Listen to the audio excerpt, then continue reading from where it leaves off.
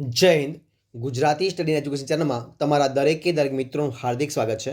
મિત્રો, આજે આપણે વિડીયોમાં જોવાના છીએ ધોરણ 11 છે મિત્રો, વિષય હિન્દી છે. અને હિન્દી વિષયની અંદર મિત્રો અત્યારે જે મિત્રો ધોરણ 9 અને 11ની મિત્રો જે વાર્ષિક પરીક્ષા ચાલુ રહી છે, તો એની અંદર મિત્રો જે અલગ અલગ જિલ્લાઓની અંદર મિત્રો અલગ અલગ તારીખે અલગ અલગ વિષય પેપર પૂછાય. તો મિત્રો જે આ હિન્દીનું મિત્રો જે પેપર છે એ આવવાનું છે, એમાં મિત્રો જે વેરી મોસ્ટ ઇમ્પોર્ટન્ટ મિત્રો જે પ્રશ્નો છે કે જે મિત્રો ગદ્યની પદ્યની મિત્રો જે 2-3 વાક્ય મિત્રો પ્રશ્નો પૂછાવાના છે, તો એ પૂરેપૂરા તમારા માર્ક્સ આવે એટલા માટે મિત્રો આપણે પૂરા મિત્રો પાઠમાંથી એટલે કે પૂરી મિત્રો જે પુસ્તક છે પૂરેપૂરા પુસ્તકમાંથી વેરી મોસ્ટ ઇમ્પોર્ટન્ટ મિત્રો પ્રશ્નો આપણે શોધ્યા છે અને જવાબ સાથે તમારી સમક્ષ મૂકવાનો પ્રયત્ન કરીએ છીએ. વિડીયો પૂરેપૂરો જોજો કે તમારે પૂરેપૂરા માર્ક્સ આવી શકે. તો આપણે શરૂઆત કરીએ પ્રશ્નોની. 2-3 વાક્યોમાં ઉત્તર. પહેલો પ્રશ્ન તમારી સમક્ષ છે, जो कौन से लोग ईश्वर से दूर रहे हैं? तो जो इन जवाब हिंदू और मुस्लिम दोनों धर्मों के ठेकेदार धर्म के नाम पर बाह्य आडंबर में लिप्त हैं. वे लोग इसी को ही ईश्वर प्राप्ति का मार्ग मान लेते हैं. ऐसे लोग ईश्वर से दूर हैं. पहलो प्रश्न पूरो. जे प्रश्न बीजो જોઈએ આપણે. जो प्रश्न बीजो कि पीर और औलिया खुदा को क्यों नहीं जान पाए? तो पीर और औलिया बाहरी यानी कि बाहरी दिखावों को ही खुदा की प्राप्ति का मार्ग मान बैठे हैं. वे कुरान पढ़ते हैं और शिष्य बनाते हैं. ये लोग लोगों को मज़ारों पर इकट्ठा करते हैं, लेकिन खुदा को यह लोग नहीं जान पाए. तीसरा प्रश्न જોઈએ આપણે. बाह्य आडंबर और मूर्ति पूजा के बारे में कबीर क्या कहते हैं? तो कबीर कहते हैं कि बाह्य दिखावों में विश्वास करने वाले लोग पीपल के वृक्ष और पत्थर की मूर्ति की पूजा करते हैं. वे तीर्थ व्रत में अपना समय बर्बाद करते हैं, लेकिन आत्मज्ञान के बारे में इन्हें कोई जानकारी नहीं है. लेखक ने अपने आप को दुर्भाग्य क्यों समझते थे? लेखक अपने आप को दुर्भाग्य क्यों समझते हैं? तो लेखक बापू के आदेश पर स्वतंत्रता आंदोलन में कूद पड़े थे. पढ़ाई छोड़कर अपना पूरा जीवन देश की आज़ादी के प्रति समर्पित कर दिया था. इसके लिए उन्हें काफ़ी संकटों का सामना भी करना पड़ा था. बापू के प्रति उनके मन में अपार श्रद्धा थी, लेकिन वे बापू के जीवन काल में उनके आवास पहुंचकर उनके दर्शन न कर सके. लेखक इनके लिए अपने आप को दुर्भागी समझते थे. जो प्रश्न આપણે આગળ ચર્ચા કરીએ. લેખકને જો પ્રશ્ન છે આગળ, જો આ પ્રશ્ન તમારી સમક્ષ આપણે પૂરેપૂરો મૂકી દઈએ એક જ પેજમાં. તો લેખકને ગાંધीजी के बिस्तरे को गौरवशाली क्यों कहा है? तो लेखक के अनुसार गांधी का बिस्तर खजूर की चटाई पर एक गद्दा डालकर उसे खादी से ढककर बनाया गया था, लेकिन इस सादगी के साथ भी बिस्तर महान है. वह बड़े बड़े रत्नजड़ित सिंहासनों से भी बड़ा है, क्योंकि उस बिस्तर को अपने ऊपर उस महापुरुष को दिनों महीनों वर्षों तक आसीन कराने का गौरव प्राप्त हुआ है, जिनके दर्शन के लिए लोग तरसते हैं. उस महापुरुष का साथ पाने का सौभाग्य उस बिस्तर को प्राप्त हुआ था. इसलिए लेखक ने गांधी जी के बिस्तर को गौरवशाली कहा है. जो प्रश्न આપણે આગળ ચર્ચા કરીએ, જો પ્રશ્ન અહીંયા બી પ્રશ્ન આપણે આથી જોઈ લે એક જ પેજમાં. जो गांधी जी के सेल्फ में कौन कौन सी पुस्तकें थी? तो गांधी जी के उदार विचारधारा और सभी धर्मों के प्रति श्रद्धा और समानता का भाव रखने वाले महापुरुष थे. उनके सेल्फ में तरह तरह की पुस्तकें थी. उसमें रिथिंकिंग, क्रिश्चियनिटी, हजरत ईसा और ईसाई धर्म जैसी पुस्तकें भी थी. साथ में रामचरित मानस, गीता आदि गीताई जैसी पुस्तकें भी थी.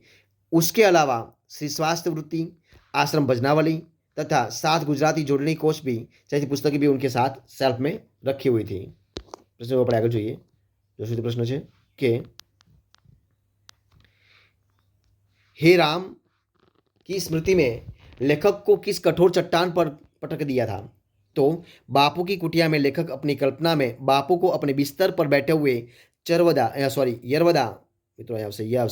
यरवदा चक्र घुमाते हुए तथा अन्य कार्य करते हुए देखते हैं.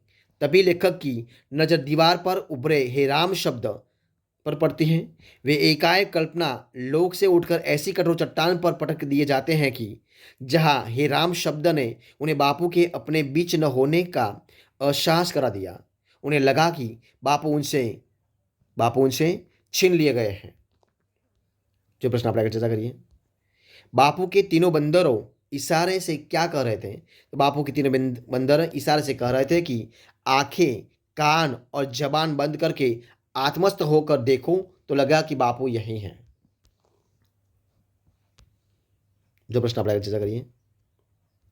शरीर और मन पर लगी चोट में क्या फर्क है? तो शरीर पर लगी हुई चोट का प्रभाव उतना कष्टकारी नहीं होता जितना मन पर लगी हुई चोट का होता है।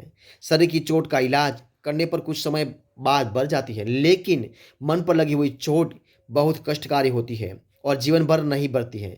वह विस्मृति के सहारे जाती है और उसे भूलने में काफ़ी समय लगता है। लेखक कब अपने आप को गौरवान्वित अनुभव करते हैं? तो लेखक और चंद्रशेखर आज़ाद के विचारों में कभी कभी मतभेद होता था, पर उनके व्यक्तित्व में इतना बल था कि वे लेखक से उनकी इच्छा के प्रतिकूल काम कर लिया करते थे। उनकी यह बात पूरी करने में लेखक अपने आप को गौरवान्वित अनुभव करते थे। जो प्रश्न आप चर्चा करिए। चंद्रशेखर आज़ाद जो चंद्रशेखर आज़ाद के लिए विषय में निर्विवाद रूप से क्या कहा जा सकता है? तो चंद्रशेखर आज़ाद के विषय में निर्विवाद रूप से यह कहा जा सकता है कि जिस मान्यता से मन में हिचुक, शौथिल्य, कार्यभीरुता, बुद्धि विवाद तथा पलायनवाद को अवसर मिले, उसके वे पूर्ण रूप से प्रतिकूल थे। अगले प्रश्न पढ़े। लेखक और आज़ाद के बीच पारस्परिक आदर क्यों बढ़ता गया? तो लेखक और आज़ाद के जब किसी विषय पर एक दूसरे के विपरीत विचार व्यक्त करते थे तो वे अपने अपने विचारों में ईमानदार होते थे, इसलिए उन दोनों के बीच पारस्परिक आदर बढ़ता गया। लिंकन का पुत्र कभी न कभी क्या देखेगा? तो न्यायप्रियता और सत्य निष्ठा मनुष्य के उत्तम गुण हैं, लेकिन सभी मनुष्यों में यह गुण नहीं होते। लिंकन का पुत्र कभी न कभी इस बात को देखेगा। दुनिया में किस प्रकार के लोग रहते हैं? तो दुनिया में तरह तरह के लोग होते हैं। कुछ बदमाश तो कुछ सज्जन होते हैं, कुछ राजनेता स्वार्थी होते हैं तो कुछ ईमानदार होते हैं जो अपना पूरा जीवन देश को समर्पित करते हैं। कुछ लोग ऐसे दुश्मनी कर लेते हैं कि घाट लगाकर बैठे रहते हैं। कुछ ऐसे मित्र होते हैं जो सदा सहायता करने के लिए तैयार रहते हैं। काव्य में वर्णित प्रकृति सौंदर्य को लिखिए। तो काव्य में प्राकृतिक सौंदर्य का सुंदर वर्णन किया गया है। चिड़िया विशाल आकाश में उन्मुक्त होकर उड़ रही है। सुनहली धूप में भ्रमर फूलों पर मंडरा रहा है। हरी भरी पहाड़ियों की ढलान पर नन्हे नन्हे सुंदर फूल हवा के झोंकों के साथ झूम रहे हैं। नेहरू जी के जाट मर्दों और औरतों के बीच क्यों गए? तो जाट औरत मर्द के बीच सड़क पर बैठे हुए दोपहर से नेहरू जी के आने का इंतजार कर रहे थे। रात को नेहरू जी का काफिला वहां से पहुंचा तो वे आगे बढ़कर उनके पास पहुंचे। नेहरू जी को लगा उन लोगों से थोड़ी बहुत बातचीत किए बिना आगे बढ़ना मुमकिन नहीं है, इसलिए वे गाड़ी से बाहर आए और जाट मर्दों और औरतों के बीच उनसे बात करने के लिए उनके बीच बैठ गए। प्रश्न आप चर्चा करिए। लोग एक दूसरे का मुंह क्यों ताकने लगे? तो नेहरू जी ने जाट माताएं और औरतों से पूछा कि वंदे मातरम और भारत माता की जय के नारे किस लिए हैं? वे लोग नेहरू जी के इन प्रश्नों का मतलब नहीं समझ पाए और एक दूसरे को मुंह से ताकने लगे। लेखक ने कौन सा पेचीदा सवाल किया? तो नेहरू जी ने बाहर आकर जाट मर्दों और औरतों के बीच बैठे गए तो लोगों ने वंदे मातरम और भारत माता की जय के नारे लगाए। इस पर नेहरू जी ने उनसे पूछा कि बताइए, यह माता कौन है जिसको अपने प्रणाम किया है और जिसकी जय के नारे लगाए गए हैं? लोगों के लिए यह पेचीदा सवाल था। इसलिए भारत कहाँ से कहाँ तक फैला है? तो भारत उत्तर में कश्मीर से लेकर दक्षिण में कन्याकुमारी तक और पश्चिम में गुजरात से लेकर पूर्व में अरुणाचल प्रदेश तक फैला है। इसमें पंजाब, बंगाल, मुंबई, चेन्नई, मद्रास आदि सब शामिल है। लोगों को हार्दिक प्रसन्नता कब हुई दोस्तों? तो नेहरू जी ने जाटों की भीड़ को समझा कि भारत माता की जय बोलकर हम उन सबकी जय बोलते हैं जो भारत में रहते हैं। यह उन सबकी जय है जो इन देश के गांवों शहरों में बसते हैं। इस प्रकार नेहरू जी के समझाने पर लोगों को हार्दिक प्रसन्नता हुई। परशुराम का फरसा कैसा है और वह किनका नाश करने वाला है? तो परशुराम का फरसा बहुत विकराल है। वह गर्भ के बच्चों का भी विनाश करने वाला है। परशुराम के क्रोध रूपी अग्नि को बढ़ते देखकर कौन शीतल वचन बोलता है? परशुराम के क्रोध रूपी अग्नि को बढ़ते देखकर श्री राम शीतल वचन बोलते हैं। वे कहते हैं कि हे नाथ, शंकर जी का धनुष तोड़ने वाला आपका ही कोई दास होगा। श्री राम जी परशुराम को कैसे मुनि बताते हैं? तो श्री राम जी परशुराम को समदर्शी, सुशील, धीर और ज्ञानी मुनि बताते हैं। लक्ष्मण जी के कठोर वचन सुनकर परशुराम अपने हाथ में क्या उठा लेते हैं? तो लक्ष्मण जी के कठोर वचन सुनकर परशुराम अपने हाथ में अपना फरसा उठा लेते हैं। गांव के प्रत्येक पंचायत के पास कौन कौन सी चीजें थी? तो गांव में सब मिलकर 8 पंचायत थी। सभी पंचायत में दरी, जाजिम, शतरंजी और पेट्रोमैक्स आदि चीजें थी। बक्सा किसके हाथ में था? बक्सा किसके हाथ में था? उसके पीछे कौन चल रहा था? तो मेले में पंचायत ने पंचलाइट खरीदी। तो सभी पंच वहां से दिन दहाड़े ही गांव लौटे थे। आते समय छड़ीदार के माथे पर पंचलाइट का डिब्बा था, जिसे उन हाथों से पकड़ रखा था। छड़ीदार के पीछे सरदार, दीवान और पंच आदि चल रहे थे। मुंदरी ने क्या मुंदरी ने अपनी सहेली मुंदरी ने अपनी सहेली कनेली के कान में क्या कहा? उसका क्या असर हुआ? तो जो ये मित्रों एनो जवाब अपने तो पंचायत के सामने समस्या थी, पंचलाइट जलाए कौन? मुंदरी को पता था गोधन को पंचलाइट जलाना आता है। उसने अपनी सहेली कनेली में के कान में कहा, चिगो चीद चिन, यानी गोधन। कनेली ने सरदार को यह बात बताई।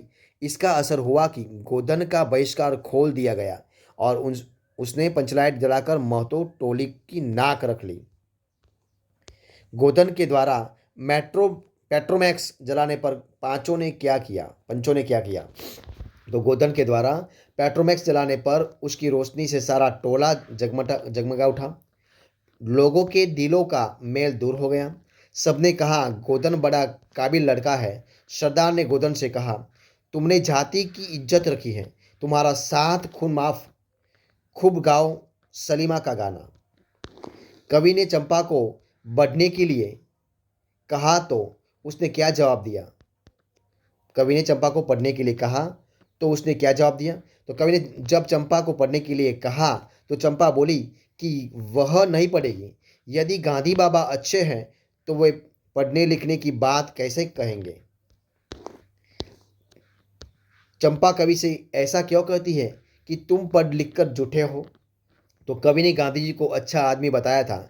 चंपा पढ़ाई लिखाई को अच्छा और जरूरी नहीं समझती। उसके विचार से गांधी जी यह सलाह देते तो वे अच्छे आदमी नहीं होते। इसलिए चंपा कवि से कहते हैं कि तुम झूठ बोलते हो। चंपा कागज गोदने के आरोप का कवि क्या जवाब देते हैं? तो चंपा कागज गोदने के आरोप का कवि कोई जवाब देते हैं? वे केवल हंस देते हैं। कोई जवाब नहीं देते लेकिन हंस देते हैं। अजंता की गुफाओं का निर्माण किस प्रकार हुआ था?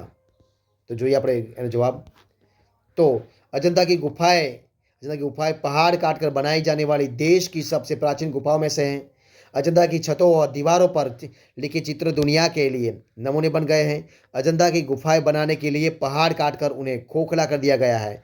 उन खोखले पहाड़ों के अंदर सुंदर भवन बनाए गए हैं। खंभों पर मूर्तियां बनाई गई है। दीवारों और छतें रगड़कर चिकनी की गई। फिर उन दीवारों और छतों पर चित्र बनाए गए हैं, वो कवि कहते हैं। आगे देखिए प्रश्न, अजंता के चित्रों में कौन सी कहानियां हैं? तो अजंता की दीवारों और छतों पर चित्र बनाए गए हैं। इन चित्रों में से बुद्ध के जन्म से निर्माण तक की कहानियां हैं। साथ में उन चित्रों में से बुद्ध के पिछले जन्म की कहानियां भी चित्रित की गई है। यह कहानियां जातक कहानियां के नाम से जानी जाती है। बुद्ध के पिछले जन्मों की कहानियों में बंदरों, हाथियों तथा हिरणों की कहानियां भी शामिल की गई है। महाविनिष्क्रमण चित्र में कौन सा दृश्य अंकित है? तो महाविनिष्क्रमण चित्र में बुद्ध के गृहत्याग का दृश्य अंकित है और बुद्ध की पत्नी यशोधरा और बेटा राहुल नींद में है और बुद्ध अपने गृहत्याग करने के लिए निश्चय को दृढ़ कर रहे, ऐसा एक चित्र अंकित किया गया है। अजंता की जातक कथा चित्रकथा अजंता की जातक कथा चित्रकथा की क्या विशेषता है? तो बुद्ध के पिछले जन्म की कहानियों को जातक कथाएं कहा जाता है। उनकी संख्या 555 है।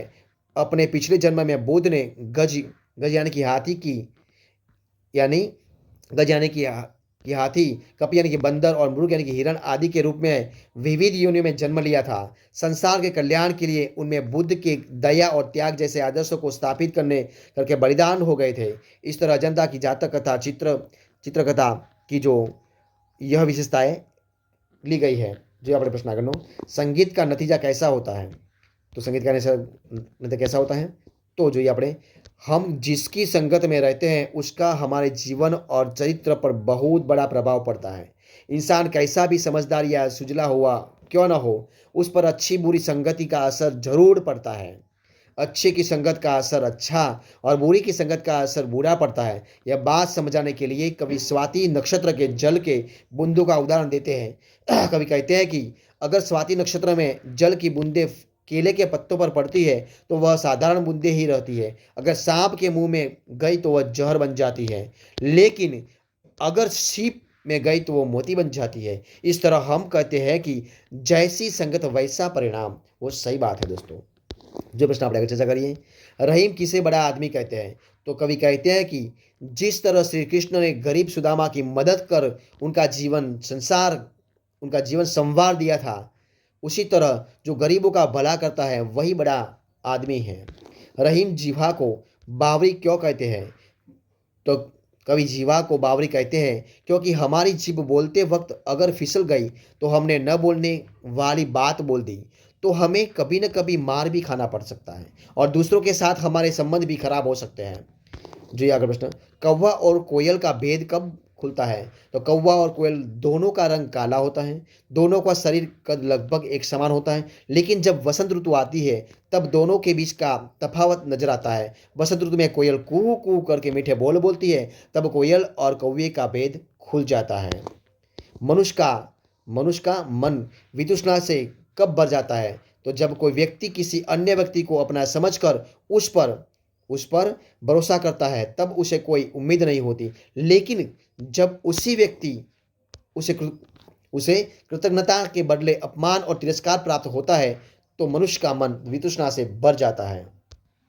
जगत के अद्भुत नमूने क्या है? तो उदार मन से दिलीप रात के 9:30 बजे मिंटो पार्क से घर लौट रहा था। रास्ता बड़ा सुनसान था। उस वक्त मनुष्य के अभाव की परवाह न करके सड़क के किनारे स्तब्ध लैंपों के प्रकाश में लाखों पतंगे खड़े बिजली के गोल बांध बांध कर नृत्य कर रहे थे। इन्हें देखकर दिलीप को लगा यह जगत के अद्भुत नमूने हैं। अगला प्रश्न जो ये अपने, बाबू ने लड़के की माँ को काम से क्यों हटा दिया? तो लड़के की माँ एक बाबू के यहाँ चौका बर्तन करती थी। बाबू से इन कामों के लिए लड़के की माँ को प्रति माह 250 रुपये मिलते थे। जगतू की माँ ने बाबू से 200 रुपया प्रति माह में सब काम कर देगी ऐसा कहा तो बाबू की घरवाली ने जगतू की माँ को काम पर रख लिया और लड़के की माँ को हटा दिया। स्कूल वालों ने जगतू की माँ को क्यों निकाला? तो जगत की माँ लड़कियों को घर से बुलाकर लाने का काम करती थी। स्कूल वालों ने लड़कियों को घर से लाने के लिए मोटर रखी थी। अब स्कूल को जगतू की माँ की जरूरत नहीं थी तो स्कूल वालों ने जगतू की माँ को निकाल दिया।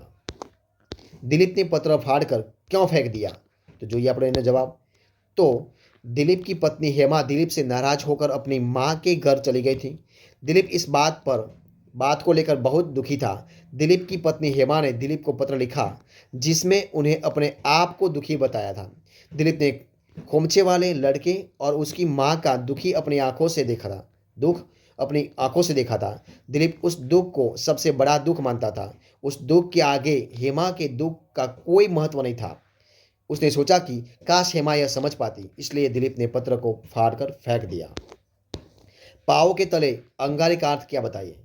तो पाँव के तले अंगारे से कवि का मतलब है कि हमें कोई भी महान या बड़ा काम करने के लिए बहुत सारी कठिनाइयों का सामना करना पड़ता है। इसके लिए हमें अनगिनत कष्टों का सामना करना पड़ता है। इस तरह पाँव के तले अंगारे का अर्थ है महान काम करने के रास्ते में आने वाली मुश्किलें, उसका अर्थ है। कवि अरमानों के बारे में क्या कहना चाहते हैं? तो कवि अरमानों के बारे में क्या कहना चाहते हैं? तो मनुष्य जीवन अरमानों से भरा हुआ होता है। जीवन भर हमारे अरमानों का सफर चलता रहता है। अगर हम सबको साथ लेकर अपने अरमान पूरे करेंगे तो हमारे लिए वह सामूहिक हित होगा। इसलिए हमें अपने निजी अरमानों का त्याग करना पड़ेगा और सार्वजनिक अरमानों को अग्रता देकर हमारे व्यक्तिगत अरमानों को उनमें विलीन कर ले देना पड़ेगा। इस तरह कभी निजी अरमानों को त्याग कर सामूहिक अरमानों को महत्व देने को कहते हैं। जो प्रश्न आप चर्चा करिए, तो कवि प्रगति के बारे में क्या कहते हैं? तो प्रगति के लिए कवि कहते हैं कि प्रगति के लिए हमारे हमारे प्रयास कभी कम नहीं होने चाहिए। हमें प्रयास करते रहना चाहिए। हमें प्रयासों के आरंभ, अंत या परिणाम के बारे में नहीं सोचना चाहिए। प्रगति के लिए मेहनत करना भी आवश्यक है। इसके लिए हमें कभी भी पीछे नहीं हटना चाहिए। जो प्रश्न आप चर्चा करिए, पुरुष को किस बात का डर है? पुरुष की जमीन पर बच्चों ने एक पौधा लगाया था। पुरुष को यह डर लग रहा था कि किसी दिन उन बच्चों के माँ बाप जमीन पर यह कहकर एक हक जता सकते हैं कि यह पेड़ उनके बेटे ने लगाया हुआ है, इसलिए यह जमीन भी उनकी है। पौधा कब निकल आया? तो पौधा देखकर पुरुष ने चौधरी नाम के लड़के को पूछा, तो उसने बताया कि जब यह अपने दोस्तों के साथ घास खेल रहे थे, तब यह पौधा अपने आप निकल आया था। सब बच्चे क्या देखकर हंसने लगे? तो पौधे को कोई भी बड़ा उखाड़ नहीं सकता था। यह उस पौधे की विशेषता थी।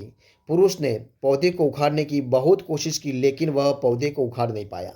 फिर उसने पौधे में रस्सी बांधी और स्त्री और पुरुष दोनों मिलकर रस्सी खींचने लगी। यह देखकर सब बच्चे हंसने लगे।